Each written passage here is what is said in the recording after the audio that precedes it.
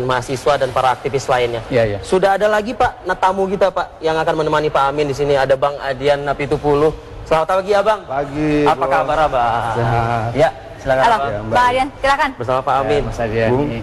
Kita harus jeda dulu, Fit. Ya, kami kembali saat lagi.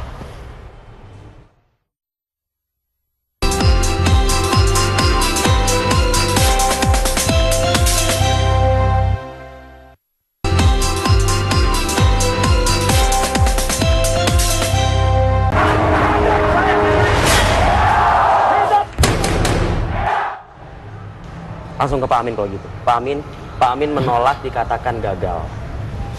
Ya. Artinya, kalau menurut dari kacamata Pak Amin, apa yang sudah tercapai dari niat reformasi ketika 98 dan apa yang belum tercapai, Pak? Ya. Jadi menurut saya supaya lebih fair, tidak semuanya gagal total. Ya, supaya kita ada optimisme. Ya. Jadi yang sudah tercapai itu, misalnya saja, itu adalah Poin-poin otonomi saja lah. daerah. Ya. Sentralisasi dulu kan pemerintah di Jakarta itu seperti gurita besar ya, yang mempunyai taring kemana-mana menyedot sumber daya alam dari Papua sampai Aceh, kemudian hanya memperkaya orang di pusat, sementara di daerah itu tetap merana, nggak ada pembangunan. Kemudian dari reformasi politik misalnya 20% kursi gratis untuk TNI dan Polri itu sudah dihilangkan. Jadi di fungsi ABRI sudah tidak ada lagi. Ya. Kemudian juga freedom of the press, ya, kebebasan berpolitik saya kira juga sudah kita nikmati. Dan Undang-Undang Dasar itu juga sudah kita amandemen 4 tahapan itu. Tetapi memang yang mencolok belum itu ada 3. Pertama, penegakan hukum itu masih tebang pilih, ya. Istilah orang banyak itu tumpul ke bawah, apa toh ya tumpul ke atas. Tumpul ke atas. Ya. Dan yang kedua itu korupsi juga makin membuncah, ya. Jadi desentralisasi itu ada transfer korupsi dari pusat ke daerah, ya. Sehingga di mana-mana itu korupsi. Dan ketiga, sumber daya alam itu lebih baik dinikmati oleh korporasi asing daripada bangsa sendiri. Saya kira itu kegagalan reformasi. Ya. Belum tercapai sampai 15 tahun. Ya sekarang malah mungkin lebih parah barangkali ya, atau mungkin karena media massa lebih terbuka sehingga lebih mencolok kelihatannya itu. Ya. Ini karena nggak ada yang mendorong, nggak ada yang mungkin menggembar-gemborkan sebagaimana dulu mahasiswa, aktivis dan yang lain-lainnya bersuara untuk menggulingkan rezim pemerintahan pada saat itu. Ya kalau maksud kita ini kan dari masa ke masa itu memang lebih bagus ya. Jadi pimpinan yang sekarang ini bisa ngambil pelajaran dari masa lalu ya. Yang akan datang lebih bagus lagi misalnya begitu ya. Tapi memang ada semacam situasi stasioner ya. Ya tadi itu 3 hal tadi itu ya. Jadi mengapa banyak orang mengatakan reformasi sudah mati suri, reformati dan lain-lain ya, itu karena memang 3 hal ini yang betul-betul menyangkut langsung kepentingan rakyat banyak itu belum dirasakan. Jadi mengapa demo juga terus saja tidak habis-habisnya ya, dan juga gap ya antara yang tidak berpunya dengan yang punya itu nampaknya juga makin lebar. Jadi Mas Arief, menurut saya beginilah ya, kalau kita kembali ke Pancasila itu kan ada 2 sila yang sangat jelas ya. Sila kedua itu kemanusiaan yang adil dan beradab. Dan sila kelima itu keadilan sosial ini. Jadi masalah adil keadilan itu kan ada di negara. Tapi justru sekarang ini adil dan keadilan itu sedang lenyap entah kemana, saya kurang tahu. Baik, ini Pak Amin kalau saya boleh nimbrung nih dan memperlihatkan di koran hari ini bahwa reformasi ini juga banyak tokoh yang kemudian berkomentar di sini. Kita melihat ada tweet politik di Rakyat Merdeka. Di sini ada Pak Komarudin Hidayat mengatakan bahwa awal bergulirnya reformasi Mei 98 telah menelan jiwa beberapa aktivis mahasiswa Trisakti. Mereka berjuang bukan untuk melapangkan jalan bagi koruptor. Kemudian di bawahnya ada Safi Kali, Soeharto dilawan karena korup, otoritarian, menang-menangan, dan sering menggunakan cara kekerasan. Mereka yang hari ini berciri sama juga mesti dilawan. Wow. Kemudian yang ketiga, Soeharto adalah sebuah cermin bagi para pemimpin. Siapapun yang menjalani kehidupan dengan pesimistis, korup, dan zalim akan dipaksa lengser. 2 kali korup disebut, dan kemudian ini yang ketiga, setelah reformasi, negara melemah, Indonesia dikuasai kelompok intoleran, dan korupsi tidak terkendali mewabah ke semua elemen. Highlight dari sini adalah korupsi. Bang Adian punya analisa? Sekarang? Ya. Ya, saya pikir semua nggak bisa lepas ya. Situasi hari ini tidak bisa lepas dari kemarin dan seterusnya kan seperti itu. Kalau gitu, saya nyambut yang dibilang Bung tadi soal gagal nggak sih? Saya bilang gagal. Reformasi gagal. Bahwa kemudian ada efek samping yang baik ya boleh-boleh saja. Yang berhasil tadi kata Pak Amin. Ya, saya bilang itu efek samping ya, tapi bukan tujuan dari reformasi itu. Nah sekarang kenapa dia gagal? Pertama mungkin Pak Amin harus menjelaskan kenapa Pak Amin mendukung Soeharto tanggal 24 Maret di Wonogiri. Pak Amin meminta seluruh warga Muhammadiyah memilih Soeharto, mengikuti pemilu, mensukseskan pemilu dan sebagainya. Akibat dari pernyataan para tokoh itu, saya saat itu sekretaris eksekutif LBH Jakarta, Nusantara Jakarta. Selesai saat itu semua kawan-kawan kita habis ditangkapi dan diculiki. Saya lari.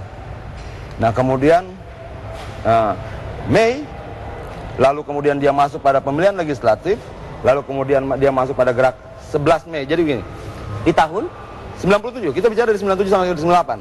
24 Maret itu Pak Amin pidato di Wonogiri, dia mendukung Soeharto, dia menyatakan agar seluruh warga Muhammadiyah mensukseskan pemilu, komposisinya sekian. Nanti kita dengar penjelasan dari Pak Amin. Ya, sebentar dulu. Itu pertama. Nah, ini tidak putus, Bos. Setelah pidato-pidato itu terjadi represivitas yang sangat besar terhadap kawan-kawan. Soeharto merasa sangat full power saat itu. Lalu kita masuk pada proses berikutnya, pemilihan MPR DPR di tahun 97, pemilu 97. Semua ikut pemilu. Semua yang mengatakan dirinya pro perubahan semuanya ikut pemilu saat itu. Saat itu saya dan kawan-kawan tidak tahu. Kita seperti orang kesepian, nggak punya teman. Kita yang menolak pemilu dibilang komunis, dibilang anti demokrasi dan sebagainya. Tetapi situasi sikap elit politik itu berubah dari tanggal 11 Maret sampai tanggal 21 Mei. Jadi kalau banyak orang menulis sejarah katanya ada dukungan luar biasa dari elit politik di tahun 97 sampai 98, saya katakan di mana dukungan itu? Kenapa? Karena semua setuju pemilu. Dan ketika pelantikan Soeharto tanggal 11 Maret 98 semua ikut dalam pelantikan itu. Jadi reformasi itu tidak ada dukungan elit politik gitu. Dukungan itu baru mengalir pasca 11 Maret 98 sampai 21 Mei. Jadi kita cuma didukung dalam waktu tidak lebih dari 70 hari. Kenapa kemudian dukungan itu berubah? Gerakan semakin menguat. Saya saat itu hadir di lapangan. Saya mengumpulkan kawan-kawan. Saya bertemu dan rapat setiap hari. Ketika Soeharto terpilih lagi jadi presiden, selesai pemilu MPR DPR dilantik, itu sekitar bulan Agustus, kita panik. Kalau mereka berkuasa kita mati. Ketika Soeharto dilantik tanggal 11 Maret, kita lebih panik lagi. Karena Soeharto pernah membantai paling kecil 500.000 orang di tahun 1965. Apa artinya kita cuma 500 orang mahasiswa? Dia sanggup melakukan kekejaman seperti itu, dia bisa lakukan itu hal yang sama pada kita. Nah, kemudian perjalanan berjalan, Bos. 18 Mei, kalau Pak Amin ingat, Pak Amin dari dalam gedung DPR keluar, dan kita sempat kawan-kawan kami melempari Pak Amin dengan botol aqua. Kenapa? Tidak ada komunikasi saat itu. Yang elit jalan sendiri dalam pernyataan-pernyataannya menggunakan gerakan kawan-kawan mahasiswa ada komunikasi sama sekali. Ketika kemudian orang berkata berikutnya bahwa ada uang sekian besar mengalir untuk mahasiswa 98, saya bilang siapa yang dapat uang itu? Tidak ada. Kemana? Tidak ada. 18 Mei 98 kami masih minum 1 gelas aqua dibagi 2. Nah berikutnya kemudian saya berbicara dengan kawan-kawan yang sudah jadi situasinya begini. Ada 60 FKSM jadi dalam DPR MPR dan ada 4.000 forum kota di luar. Ini tidak terkoordinasi. Pak Amin bersama dengan Hari Sabarno dan lain-lain di dalam gedung DPR. Lalu kita masuk dan kita pasang spanduk turunkan Soeharto bubarkan DPR MPR dan kita ditodong sampai tiarap di lapangan. Nah saat itu Pak Amin keluar dan kita tidak tahu ini siapa orang ini? Kok tiba-tiba mau bicara? Terjadi sempat adu debat dan sebagainya. Lalu saya bicara dengan kawan-kawan di DPR dan saya bilang bagaimana kita bagi ruangannya? Kalau kalian di DPR, kami di istana. Karena saat itu cuma 2 gerakan besarnya, Forum Komunikasi Senat Mahasiswa Jakarta dan Forum Kota. Keputusannya saat itu dalam pembicaraan kita, Senat Mahasiswa Jakarta bertahan di DPR. Kalau begitu kita ke istana. Itu momentum pertama harusnya kita tuntaskan reformasi. Baik. Tapi sore harinya Pak Amin bicara, dia akan ke istana tanggal 20. Akibatnya apa? Seluruh istana sejak dari sini sudah dibarikade oleh kawat duri dan sekian banyak pasukan. Baik. Itu tahap kedua yang kita lewati. Tahap ketiganya adalah deklarasi Ciganjur. 2 jam setelah deklarasi Cianjur ditandatangani, kami ditembaki di Manggalawana Bakti. 2 hari kemudian 9 mati di Semanggi. Kenapa? Salah satu isi dari deklarasi Cianjur adalah memberikan kesempatan pada TNI Polri untuk tetap berpolitik sampai beberapa tahun ke depan. Itu darah, itu nyawa.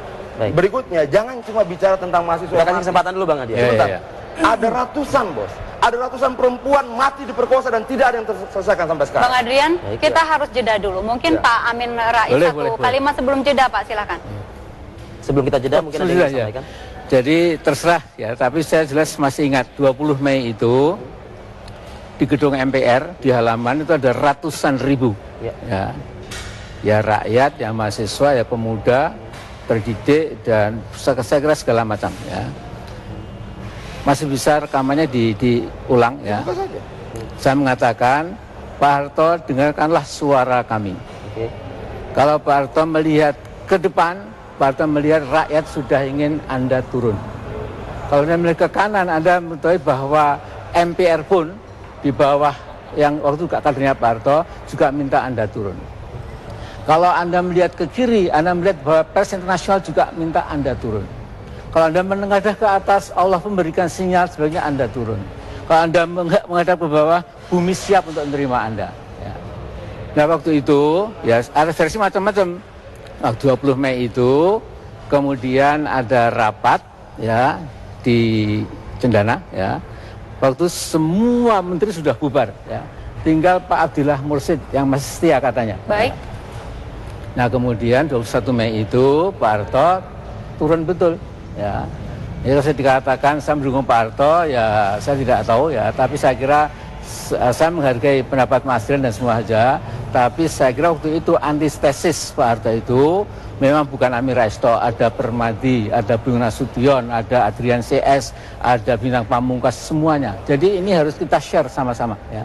Cuma saya melihat memang waktu itu 20 Mei itu people power itu tidak jadi di Monas, tapi dibawa ke DPR. Ya, karena Mas, jadi waktu itu saya ditelepon dari TNI itu, Pak Amin, kalau Anda nekat membuat people power di Monas, kami siap untuk membersihkan mahasiswa dan para demonstran, walaupun ada korban seperti Tiananmen Square. Saya tanya pada adik, Mas, berapa dulu? Pak, 300 lebih Pak, digilas ya. Waktu saya mengatakan untuk apa, menurut Pak Arto sudah sepuh, ngapain harus pakai bloodshed. Sehingga waktu itu saya mengatakan untuk suara reformasi kita tidak jadi ke Monas, tapi silahkan di gereja, di masjid, di wihara masing-masing berdoa, kemudian dipindah ke MPR. Baik Pak Amin, itu cerita bersambungnya saya. Kita lanjutkan setelah jeda berikut.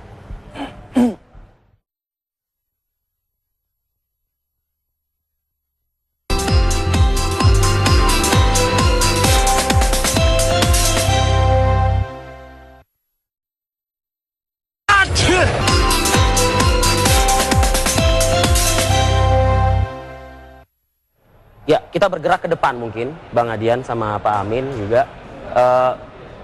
Hal-hal apa lagi sih yang harus diluruskan begitu? Catatan Pak Amin apa mungkin kalau Pak Amin? Tadi yang masih bengkok, yang masih ya, yang saya katakan tadi yang dibaca Mbak Indi tadi, saya belum baca korannya gitu. Ya. Tapi memang reformasi ini itu melahirkan skala korupsi yang lebih hebat lagi. Oke. Ya. Jadi politik uang, setiap pilkada, setiap pileg itu memang harga manusia itu sama dengan ribuan rupiah, lebih rendah dari itu. Itu fakta Pak Amin? Saya kira kan begitu, itu kan sudahlah semua kan belum begitu. Artinya dibiarkan oleh rezim saat ini dong berarti? Ya rezim mungkin yang malah memberikan contoh juga saya kira ya. Jadi ya sudahlah, saya tidak ingin menyalahkan siapa-siapa, tapi tentang pekerjaan rumah yang besar kita ini sudah mengadakan, maksudnya itu transisi yang masuk akal.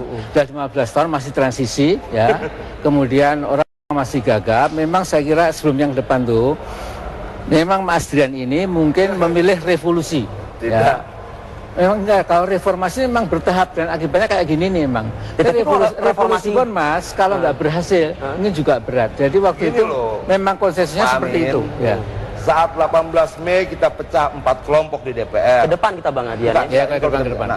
Kenapa itu terjadi? Itu sejarah itu, Bos. Bagaimana kita lihat ke depan adalah bagaimana kita melewati proses hidup ini kan itu.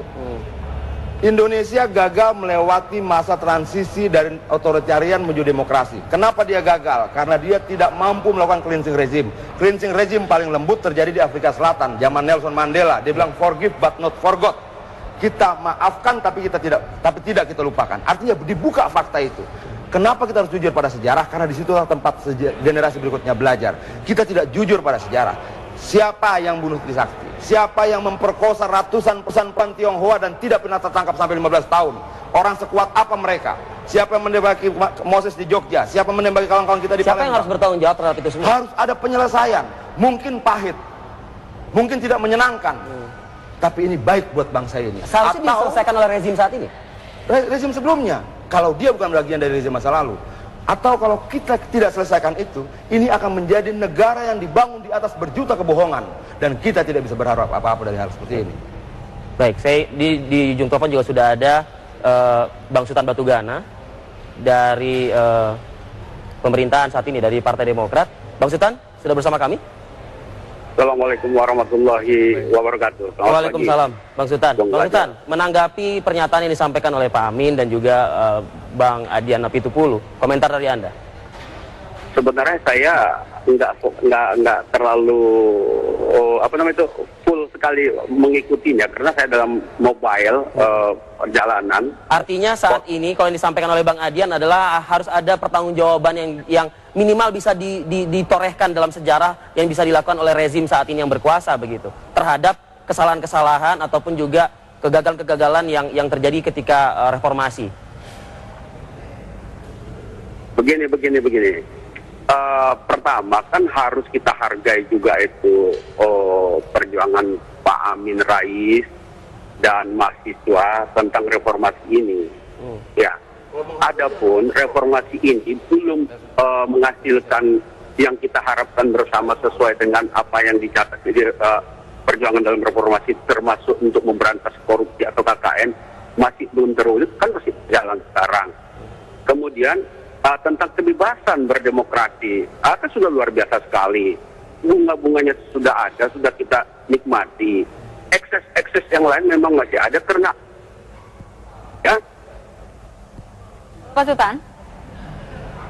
Ketika mau mengawal di tengah jalan juga ada yang menjelaskan.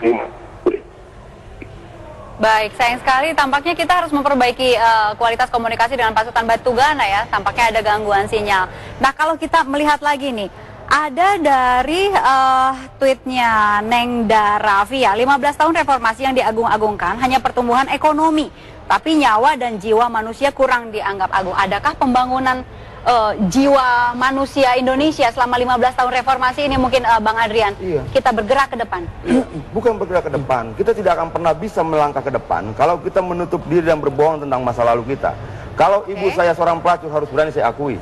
Kalau bapak saya seorang garong harus berani saya akui. Intinya Bang Adrian ingin ada seseorang yang mengakui kesalahan pada saat itu. Ada 500.000 jiwa mati tahun 65 dan tidak pernah terungkap. Ya. Ada ratusan orang Muslim dibantai Tanjung Priuk tahun 84 dan tidak pernah diungkap. Dibantai di Lampung tidak pernah diungkap dan sebagainya. Ada ratusan perempuan Tionghoa 14 Mei diperkosa di banyak gedung. Ya, dan sudah dikatakan dua kali. Itu harus selesai. Betul. Itu harus selesai baru kita bisa ke depan. Selesai artinya harus ada di penjara. Harus ada yang diungkap. Kenapa itu bisa terjadi? Siapa pelakunya? Apa kita tidak malu, bos?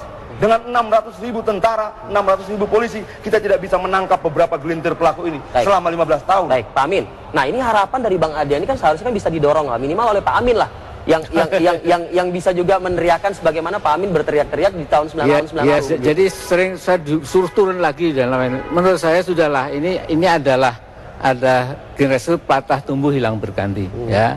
Jadi saya menyadari saya sudah asar istilahnya itu, ya. Jadi ini yang masih muda-muda, Mas Arief, Mas Adrian dan lain-lain lah, itu yang harus membawa estafeta lebih hebat lagi dan lebih cespleng lagi gitu. Tapi saya begini supaya kita nggak pesimis ya. Jadi saya tetap walaupun banyak hal yang tidak memuaskan, bahkan menjengkelkan, bahkan mungkin membuat kita frustrasi, tapi kita supaya agak fair, ada yang sisi terang, ada sisi yang gelap. Ya, yang gelap tadi itu, ya menjadi dark number. Siapa yang dulu membunuh Mana yang Petrus? terang, Pak? Petrus, ha? Mana yang terang? Begini ya. Ada tidak semua Pelanggaran HAM tidak terungkap, korupsi terjadi bertambah terus, otonomi daerah membangun raja-raja kecil yang kemudian membuat peraturan sesuka-sukanya di setiap kabupaten. Lalu kemudian amandemen mengarahkan kita pada neoliberalisme, pada kapitalisme baru untuk zaman ini. Mana yang terang? Coba. Satu saja bahwa kita bisa seperti ini itu sudah terang. Ini Ada namanya freedom of the press, ini ya. namanya dampak sampingan yang tidak kita harapkan. Tapi tujuan demokrasi sederhananya Pak Amin adalah kesejahteraan. Dampak kesejahteraan demokrasi itu omong kosong. Tanpa kedamaian, tanpa keadilan itu tirani. Keadilan itu dibuka masa lalunya. Bangun kita menjadi bangsa yang besar, Pak Amin. Bismillah gitu ya. Oke lah. Jadi menurut saya beginilah ya. Tetap ada hal yang bagus dari bangsa ini. Jangan bangsa kita gelap, janganlah gitu ya. Jadi misalnya melihat misalnya otak Indonesia katanya otak second class. Ternyata anak-anak kita itu menjadi pemenang medali emas di Olimpiade Fisika, Matematika, Biologi dan lain-lain. Jadi ini sesuatu yang bagus ya. Dan yang kedua, bagaimanapun freedom of the press ini kan kita impikan dulu ya. Bagaimana dulu orang berkhutbah menyinggung Pancasila atau Partai saja, itu paginya dibawa ke aparat keamanan, kadang-kadang sampai digebuki dan lain-lain. Ya. Ini pun sekarang sudah tidak bisa seperti itu lagi. Kata siapa Pak Amin? 3 tahun lalu kantor saya ditutup sampai sekarang tidak pernah boleh dibuka lagi. Ya saya nggak tahu, tapi saya kasih tahu. Pada umumnya seperti saya itu. Kasih tahu. Yalah, Anda dalam 6 tahun terakhir ini 80 kawan-kawan kita ditangkap dan tidak dibebaskan sampai 2 tahun 3 tahun. Saya tahu. Ya, jadi, apa yang berubah? Ya, jadi gini ya. Ini PR banyak sekali Pak Amin. Oke, ya memang Pak Amin. Yang berubah Pak Amin lebih mapan secara ekonomi, rambut memutih, rakyat sama saja. Ya sudah, alhamdulillah gitu ya. Jadi kalau saya jangan sampai kita itu kemudian kehilangan harapan. Ya.